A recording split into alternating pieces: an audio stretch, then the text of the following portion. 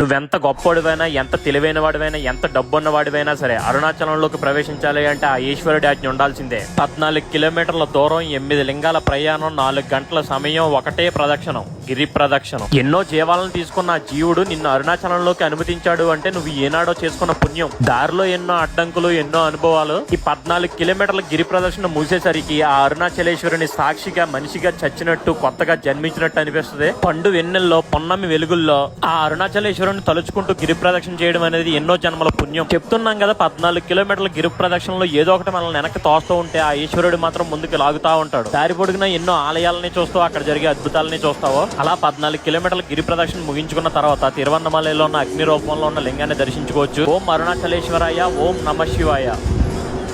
అరుణాచల ప్రవేశము అంత తేలికైన విషయం కాదు. అరుణాచలంలోకి వెళ్ళాడు అంటే వాడికి ఏదో అధికారం ఉంది, పరమేశ్వరానుగ్రహాన్ని పొంది ఉన్నాడని గుర్తు. అరుణాచలం వెళ్ళి